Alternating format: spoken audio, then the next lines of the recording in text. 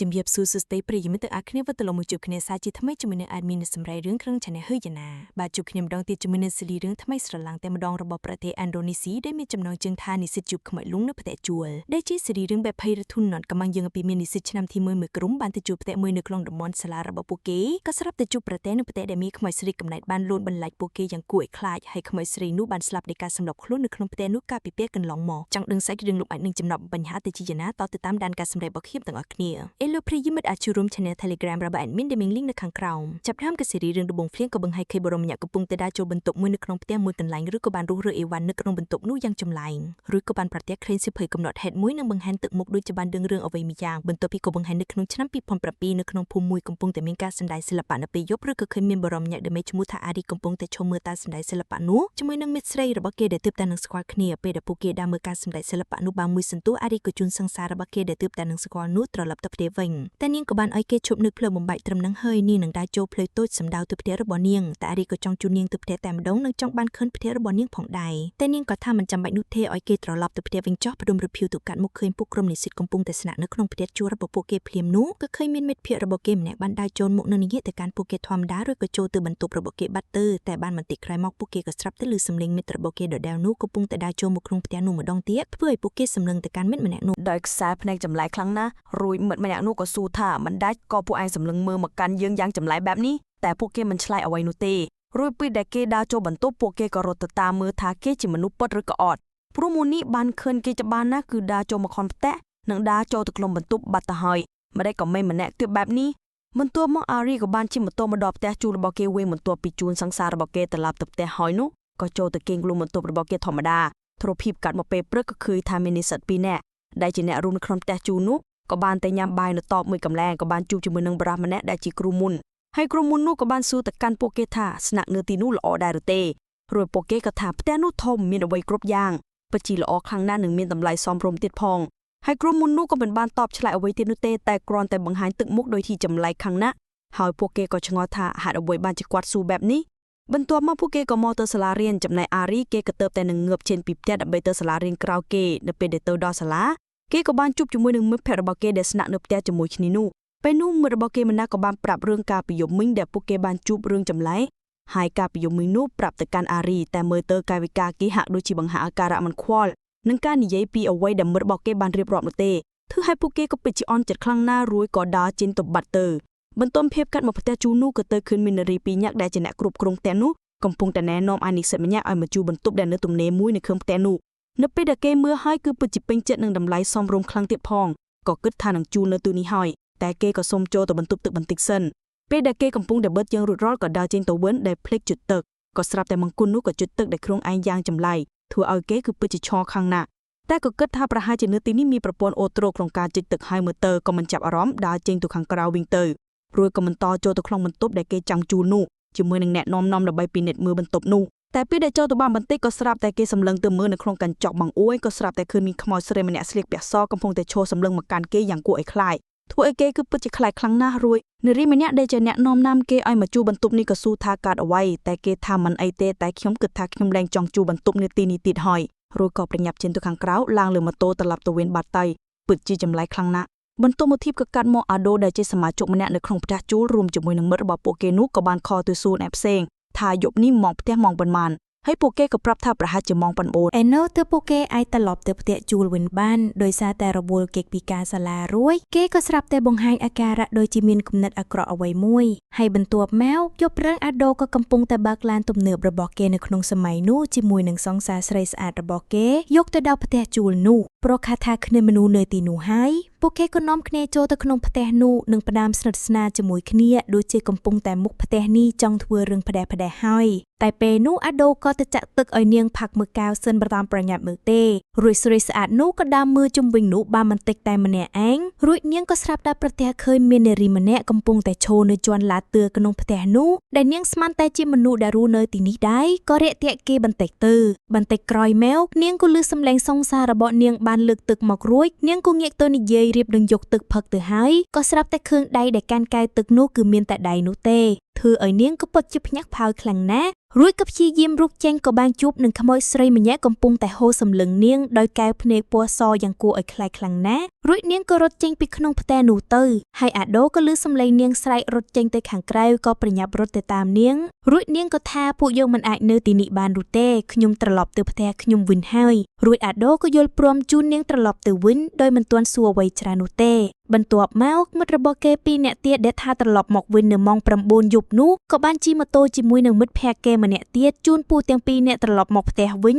ញរួចក៏បានឃើញផ្ទះបោកភ្លើងចោលយ៉ាងចម្លែកនៅពេលដែលគេចូលទៅពងឃើញមាននរណាម្នាក់ត្រឡប់មកវិញនោះទេតែក៏បានឃើញកាបូបរបស់មនុស្សស្រីមួយបានជ្រុះនៅខាងក្នុងផ្ទះនោះនិងឃើញកែវបាយផងដែររួចពួកគេក៏រអួតខែប្រហែលជាអាដូហើយដែលនាំមិត្តស្រីរបស់គេមកគេងនៅទីនេះធ្វើរឿងផ្ដេសផ្ដាសធ្វើឲ្យភ្លាក់បាយកែវបាយចានអំពូលទុកមែនអាមួយនេះពេលដែលគេរៀបរួចរាល់ក៏បឺតបងអួចដែលមានតែកញ្ចក់ក៏ស្រាប់តែចង់ឆ្លុកឃើញនារីម្នាក់កំពុងតែស្លៀកពាក់សឈរពីក្រោយកែយ៉ាងគួរឲ្យខ្លាចតែនៅពេលដែលគេងាកទៅពុំឃើញមានអ្វីនោះទេដោយគេក៏ព្យាយាមដើរមើលជុំវិញនោះបន្តិចម្ដងក៏ស្រាប់តែឮសំឡេងចម្លែកចេញពីក្រោយខ្នងក៏ងាកទៅក៏ស្រាប់តែឃើញក្មួយស្រីម្នាក់កំពុងតែបើកភ្នែកពណ៌សសម្លឹងមកកាន់គេយ៉ាងគួរឲ្យខ្លាចរួចក៏ចាប់ផ្ដើមរត់មកកាន់គេទាំងគំរោតែម្ដងដោយកាយវិការគួរឲ្យរិះសល់ខ្លាំងណាស់រួចគេក៏ដួលទៅលើដីហើយក៏ចាប់ផ្ដើមឃើញក្មួយស្រីនោះកំពុងតែវាននៅលើតុបង្ហាញកាយវិការយ៉ាងគួរឲ្យខ្លាចសម្លឹងមកកាន់គេធ្វើឲ្យគេចាប់ផ្ដើមស្រែករហូតបាត់បង់ស្មារតីនៅទីនោះទៅប្រឡាប់នោះមិត្តរបស់គេម្នាក់ទៀតក៏បានដើរឈរមើលឃើញគេក្នុងកាយវិការដ៏ចម្លែកខ្លាំងណាស់កំពុងតែប្រកាត់នៅលើដីរួចគេក៏រត់ចូលទៅមើលនិងសួរនីវ៉ាន់ថាអញកំពុងតែកាត់អីនីវ៉ាន់ចំណែកនីវ៉ាន់ក៏បានត្រឹមតែបើកបោកភ្នែកសម្លឹងទៅខាងលើពុំអាចនិយាយស្ដីអ្វីបាននោះទេដូចជាបាត់បង់ស្មារតីបាត់ទៅហើយគនុមិត្តរបស់គេម្នាក់ទៀតក៏បានត្រឡប់មកពីសាលាវិញដោយជិះម៉ូតូឌុបតែពូនម៉ូតូឌុបក៏សួរថាតើក្មួយរួចនៅទីនេះយូរហើយឬនៅរួចគេក៏ថាទៅតែនៅនោះទេពូរួចគាត់ក៏ជូនពរឲ្យសុខសប្បាយណាស់មើលទៅពូម៉ូតូឌុបដូចជាសួរសំណួរចម្លែកខ្លាំងណាស់រួចគាត់ក៏ប្រញាប់ជិះម៉ូតូចេញពីទីនោះទៅនៅពេលដែលនីដក៏ស្រាប់តែឃើញនីម៉ាន់កំពុងតែអង្គុយលើកៅអីក្នុងកាយវិការចម្លែកហើយអាស៊ីតក៏ធ្វើទុកមុខដូចជាភ័យខ្លាំងណាស់នីដក៏សួរថាការរឿងអ្វីតែអាស៊ីតឆ្លើយថាគេមិនដឹងដូចគ្នាពួកគេទើបតែមកដល់បន្ទប់បានបន្តិចក៏ស្រាប់តែអាវ៉ាន់ប្រែទៅជាសភាពបែបនេះរួចនីដមិនដឹងថានឹកឃើញអ្វីបែរទៅជាលូកដៃចូលទៅក្នុងខោរួចក៏យកដៃនោះទៅឲ្យនីវ៉ាន់ហិតហើយរំពៃនោះគេក៏ស្រាប់តែដឹងខ្លួនត្រឡប់មកវិញនឹងមានអាការៈចង់ក្អួតទៀតផងប្រហែលជាស្អុយខ្លាំងពេកហើយមើលទៅបន្ទារភាពក៏កាត់មកពេលព្រឹកក៏ឃើញថាពួកគេក៏មកប្រជុំគ្នានិយាយអំពីរឿងរ៉ាវដែលកើតឡើងដែលបានជួបប្រទះកាលពីយប់មិញរួចក៏នាំគ្នាបន្ទោសទៅកានីដូដែលប្រហែលជាគេយកសង្សាររបស់គេមកធ្វើរឿងប្តីផ្ដាននៅផ្ទះនេះទើបវិញ្ញាណនៅផ្ទះនេះបែរទៅជាបង្ហាញខ្លួនធ្វើបាបពួកគេតែគេថាមិនបានធ្វើអ្វីប្តីផ្ដាស់នោះទេគ្រាន់តែនាំនាងចូលមកក្នុងផ្ទះនេះតែប៉ុណ្ណោះដោយសារតែមិនយល់ពីគ្នាពួកគេទាំងអស់គ្នាក៏ចាប់ផ្ដើមនិយាយគ្នាបន្ទោសគ្នាទៅវិញទៅមករហូតដល់តសម្ដីគ្នានៅទីនោះទៅបាត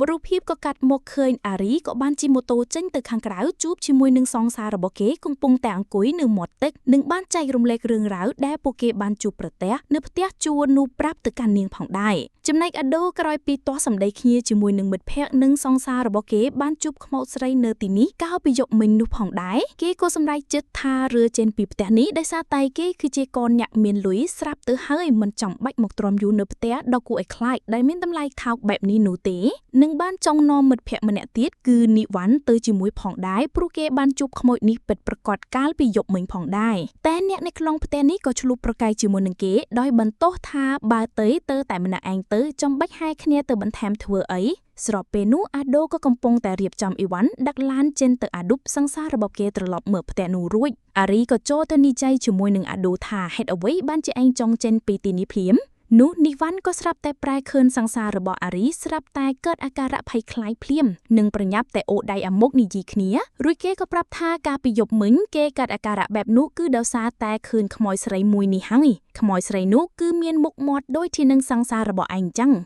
តែអារីក៏និយាយថាម្ដេចក៏ឯងនិយាយពាក្យផ្ដេសបែបនេះហើយពួកគេក៏សួរថាចុះឯងជួបជាមួយនឹងសង្សាររបស់ឯងនៅឯណាដំបងនោះរួចអារីក៏ប្រាប់ថានាងគឺជានារីដែលនៅក្នុងតំបន់នេះទេទូពីជានីវ៉ាន់និយាយថាគេច្បាស់ណាស់សង្សាររបស់ឯងគឺមានមុខមាត់ដូចខ្មោចដែលយើងជួបកាលពីយុគមិញនោះតែអារីក៏នៅតែមិនជឿនោះដែរទើបចុងក្រោយគេក៏សម្រេចចិត្តថានឹងចាក់ចេញពីប្រទេសនេះហើយទោះជានិយាយក៏គេមិនជឿផងដែរនោះឬគេក៏សម្រេចចិត្តឡើងឡានជាមួយនឹងអាដូទៅតែម្ដងទៅពេលនេះអារីនិងមិត្តភ័ក្តិផ្សេងទៀតគឺពិតជាពិបាកចិត្តខ្លាំងណាស់ដោយសារតែមានមនុស្សរើចេញពីអ្នកធ្វើឲ្យពួកគេអាចនឹងចំណាយប្រចាំខែលើនេះ នៅពេលដែលពួកគេទាំងពីរនាក់កំពុងតែបោកឡានចេញទៅសង្សាររបស់អារីក៏សម្លឹងមើលពួកគេពីតាមកញ្ចក់ដោយកែភ្នែកគឺពិតជាចម្លែកនិងគួរឲ្យខ្លាចខ្លាំងណាស់ស្នាមញញឹមរបស់នាងដូចជាបង្កប់អត្ថន័យដ៏គួរឲ្យភ័យខ្លាចមួយបន្ទាប់មកអារីក៏ដើរចេញទៅខាងក្រៅទៅមើលសង្សាររបស់គេក៏ស្រាប់តែបាត់នាងពីខាងមុខផ្ទះរួចគេក៏ដើរចូលមកវិញក៏ស្រាប់តែឃើញនាងកំពុងតែនៅក្នុងផ្ទះយ៉ាងចម្លែករួចនាងក៏និយាយប្រាប់អារីថាបងគួរតែជឿមិត្តភក្តិរបស់បងតែយ៉ាងណាពួកគេប្រហែលជាធ្វើខុសក្បងអ្វីមួយហើយព្រោះទីណាក៏ដោយក៏តែងតែមានច្បាប់រស់នៅរបស់គេ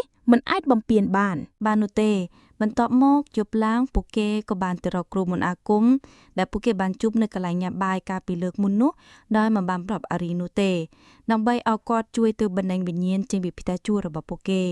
េតែលោកគ្រូមន្តអាគមនោះក៏បានប្រាប់ថាកន្លែងណាក៏ដោយក៏មានវិញ្ញាណនៅឃុំក្រងដែរនិងមានច្បាប់រស់នៅរបស់ពួកគេប្រហែលមកពីពួកឯងបានធ្វើខុសច្បាប់អ្វីនៅក្នុងផ្ទះនោះហើយទើបគេបង្ហាញខ្លួនបន្លែពួកឯងបែបនេះរួចពួកគេក៏គិតដល់អាបូដែលប្រហែលជាគេនាំសង្សារមកនឹងធ្វើរឿងផ្ដេសផ្ដាសទើបធួឲ្យវិញ្ញាណនោះនៅទីនោះខឹងរួចពួកគេក៏ត្រឡប់ទៅវិញសិនចំណែកអារីក៏កំពុងតែនៅក្នុងបន្ទប់ធ្វើកិច្ចការរបស់គេក៏ស្រាប់តែឮសំឡេងចម្លែកក៏ដើរចេញមកខាងក្រៅទៅតាមសំឡេងនោះរហូតទៅដល់ឃើញមានមនុស្សស្រីម្នាក់កំពុងតែអង្គុយលើសាឡុងទទួលភ្ញៀវក្នុងផ្ទះនោះយ៉ាងចម្លែកក្នុងសភាពនោះគឺពិតជាគួរឲ្យខ្លាចខ្លាំងណាស់គេក៏ព្យាយាមដើរចូលទៅមើលបន្តិចម្ដងទាំងក្នុងចិត្តក៏មានភាពនោះក៏ស្រាប់តែឮសំឡេងនៅលើទូរស័ព្ទគេក៏ងាកទៅនៅពេលដែលងាកត្រឡប់មកវិញក៏បានបាត់នារីម្នាក់នោះចេញពីទីនោះទៅរួចគេក៏ដើរទៅទទួលទូរស័ព្ទ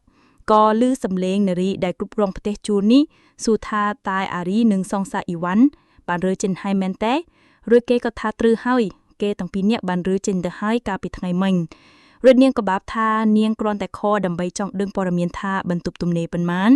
នស្រួលនាងទទួលអ្នកមកនើថ្មីរួចពួកគេក៏ដាក់ទូរស័ព្ទចុះទៅបន្ទាប់មកថ្ងៃស្អែកអារីក៏ទៅជួបសង្សាររបស់គេនៅឯមាត់ទឹកដូចជារាល់ដងតែលើកនេះគេក៏និយាយសួរថាហេតុអ្វីក៏ពេលនេះនាងហាក់ដូចជាបង្ហាញទឹកមុខសោកសៅម្លេះរួចនាងថាបើសិនជាបងចង់ដឹងពីទុក្ខកង្វល់របស់ខ្ញុំពេលដែលបងដឹងតើបងនឹងធ្វើអ្វីរួចគេថាខ្ញុំនឹងជួយលើកទឹកចិត្តនាងឲ្យបានច្រើនជាងនេះតែនាងក៏ថាប្រហែលជាមិនអាចដូចទេតែគេក៏ថាបងចង់ស្គាល់អូនឲ្យបានច្រើនជាងនេះត្បិតតែទំនាក់ទំនងជាសង្សារតែបងមិនដឹងអ្វីគ្រប់យ៉ាងពីអូនទាំងអស់ទេតែនាងក៏ថារឿងរ៉ាវទាំងអស់នោះនាងបានកប់ទុកជាយូរលង់ណាស់មកហើយនាងមិនចង់រំលឹកនោះទេបើរំលឹកមិនបានអ្វីក្រៅពីការឈឺចាប់នៅក្នុងចិត្តនោះទេបន្ទាប់មករូបភាពក៏កាត់មកឃើញអារីបានត្រឡប់ទៅកាន់ផ្ទះជួលនោះវិញកំពុងតែចូលទៅក្នុងបន្ទប់មួយយកសៀវភៅកំណត់ហេតុមួយនៅក្នុងបន្ទប់នោះចេញមកដែលវាគឺជារូបភាពបន្តដែលបង្ហាញតាំងពីដើមសាច់រឿងពេលដែលបើកសៀវភៅនោះគេក៏បានឃើញរូបភាពកាលពីចំនួនមុនដែលមានមនុស្សស្រីម្នាក់មុខមាត់ដូចគ្នាបែបបិទទៅនឹងសង្សាររបស់គេដែលទើបតែនឹងស្គាល់នោះរួចក៏ចាប់ផ្ដើមបើកអានសៀវភៅកំណត់ហេតុមួយនោះដែលនិយាយអំពីនារីម្នាក់នោះដែលនាងបានរៀបការជាមួយនឹងបុរសម្នាក់មានម៉ែមានកូន3នាក់តែការរស់នៅជាមួយនឹងបុរសនោះអស់រយៈពេល1ឆ្នាំនាងពិតជាមានសុភមង្គលនិងសប្បាយចិត្តរស់នៅជាមួយនឹងក្មេងៗទាំងអស់នោះណាស់តែក្រោយមកស្វាមីរបស់នាងក៏បានទៅធ្វើការនៅទីក្រុងចាកាតាបន្ទាប់មកក៏បានមួយរយៈក៏មានស្ត្រីម្នាក់បានខលមកប្រាប់នាងថានាងមានផ្ទៃពុតសួរជាមួយនឹងប្តីរបស់នាងហើយដែលតាមពិតទៅប្តីរបស់នាងទៅទីនោះគឺបានក្បត់ចិត្តនាងទៅហើយលួចលាក់មានស្រីថ្មីក្រោយមកនាងពិតជាអស់សង្ឃឹមខ្លាំងណាស់តែយ៉ាងណានាងក៏នៅមានផ្ទះមួយសម្រាប់អ្នកនៅទីនេះក្នុងជីវិតចុងក្រោយដែរតែក្រោយមកធនាគារក៏បានផ្ញើសម្បត្តិមួយមកកាន់ផ្ទះរបស់នាងដែលប្រាប់ថាផ្ទះនេះត្រូវបានរើសបអូព្រោះប្តីរបស់នាងបានដាក់ផ្ទះនេះបញ្ចាំក្នុងធនាគារដើម្បីយកប្រាក់រត់ទៅជាមួយនឹងស្រីរបស់គាត់បាត់ទៅហើយធ្វើឲ្យនាងក៏កាន់តែបាក់ទឹកចិត្តអស់កម្លាំងចិត្តរស់នៅក៏បានសម្រេចចិត្តចុងក្រោយដោយអស់ហាក់ដៃរបស់ខ្លួនឯងសម្រាប់ខ្លួននៅក្នុងផ្ទះនេះបាត់ទៅពេលដែលដឹងរឿងរ៉ាវទាំងអស់នេះអារ៉ៃក៏កាន់តែអាណិតនាងខ្លាំងណាស់នឹងចាប់ពីពេលនោះមកគេក៏លែងអាចឃើញនាងនៅខាងក្រៅបន្តទៀតលែងមានវត្តមានរបស់នាងឲ្យគេឃើញបន្តទៀតហើយធ្វើឲ្យគេបានត្រឹមតែអង្គុយសោកសៅនៅលើសាពានដែលធ្លាប់តែជួបនាងកន្លងមកតែម្នាក់ឯងរហូតគេអង្គុយតាំងពីថ្ងៃរហូតដល់យប់ក៏ស្រាប់តែនាងក៏បានបង្ហាញវត្តមាននៅលើសាពាននោះម្ដងទៀតក្នុងសភាពដូចគេខ្មោចស្រីនៅក្នុងផ្ទះនោះរួចគេក៏បានប្រាប់នាងថាគេបានបើកអានសៀវភៅកំណត់ហេតុនោះនឹងដឹងកៅពិតអស់ហើយគេពិតជាអាណិតនាងខ្លាំងណាស់រួចក៏ដល់ទៅអោបនាងបានបន្តិចនាងក៏រលាចេញពីសាពាននោះបាត់ទេបន្ទាប់មកអារ៉ៃក៏ត្រឡប់ទៅផ្ទះជួលរបស់គេវិញនិងបង្ហាញអាការៈដូចជាធម្មតានិងហាក់ដូចជាសប្បាយជាងមុនទៅទៀតរួចមិត្តភក្តិរបស់គេក៏បានឃើញនិងឆ្ងល់ថាម្ដេចក៏អាមូននឹងម្ដងសប្បាយចិត្តម្ដងពិបាកចិត្តដូចជាចម្លែកខ្លាំងណាស់រួចពួកគេក៏និយាយគ្នាថាត្រូវតែធ្វើអ្វីមួយចំពោះវិញ្ញាណខ្មោចនៅក្នុងផ្ទះនេះហើយឬក៏គិតថាចង់ទៅផ្ទះរបស់អាដូនិងអាវ៉ាន់ដែលបានស្នាក់នៅថ្មីនោះដើម្បីឲ្យពួកគេជួយទៅរកគ្រូមន្តអាគមទៀតដើម្បីមកកម្ចាត់វិញ្ញាណនេះចោលបន្ទាប់មកពួកគេក៏ជិះម៉ូតូសម្ដៅទៅកាន់ផ្ទះរបស់ពួកគេនោះក៏ស្រាប់តែជិះទៅដល់ផ្លូវកែងស្ងប់មួយពួកគេពុំអាចធ្វើ ធ្វើដំណើរចាក់ចេញពីទីនោះបាននោះទេនៅតែវិលវល់មកនៅកន្លែងដដែលហាក់ដូចជាចម្លែកខាងណារហូតដល់ពួកគេក៏ឆ្ងល់ដូចគ្នាក៏ឈប់នៅកែងផ្លូវនោះសិននិងចាប់ផ្ដើមនិយាយគ្នាថាដូចជាចម្លែកណាស់ជិះទៅមុខនៅតែកន្លែងដដែលមិនអាចទៅណាបាននោះទេភ្លាមនោះក៏ស្រាប់តែឮសំឡេងស្ត្រីម្នាក់បាននិយាយសួរទៅកាន់ពួកគេថាបងទៅណានជួយរើក្បាលលេខីងបន្តិចមកភ្លាមនោះពួកគេក៏ងាកទៅក៏ស្រាប់តែឃើញក្បាលស្ត្រីរូបបាំងម្នាក់កំពុងតែធ្លាក់នៅលើដីសម្លឹងមកកាន់ពួកគេធ្វើឲ្យពួកគេគឺពិតជាភ័យខ្លាចខ្លាំងណាស់ងាកទៅបន្តទៀតក៏ឃើញរាងកាយរបស់នាងក៏ថនៅក្បែរនោះពេលនោះនៅចាំអីទៀតពួកគេក៏រត់ចោលម៉ូតូរបស់ពួកគេចេញពីទីនោះទៅ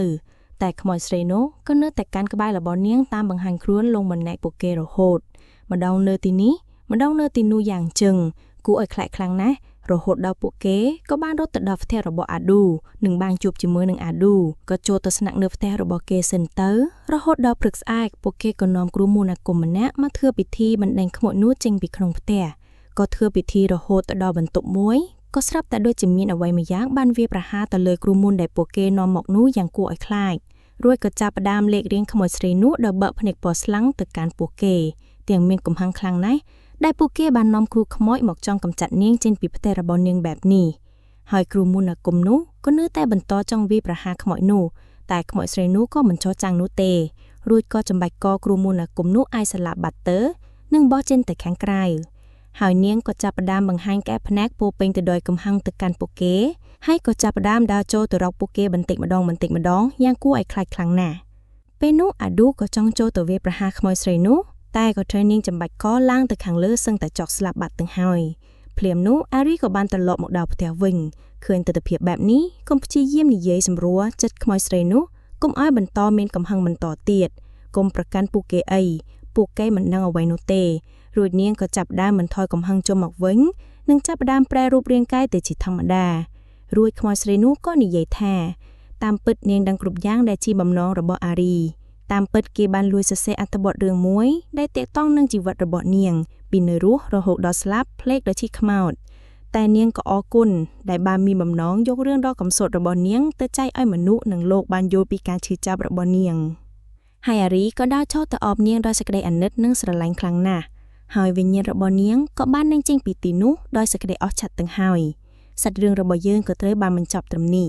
សូមអរគុណអ្នកទាំងអស់គ្នាដែលតាមដានសាច់រឿងនេះតាំងពីដើមរហូតដល់ចប់ជាចុងក្រោយសូមជូនពរអ្នកទាំងអស់គ្នាសុខភាពល្អសំណាងល្អជួបគ្នានៅវីដេអូក្រោយជម្រាបលា admin ស្រឡាញ់ប្រិយមិត្តទាំងអស់គ្នា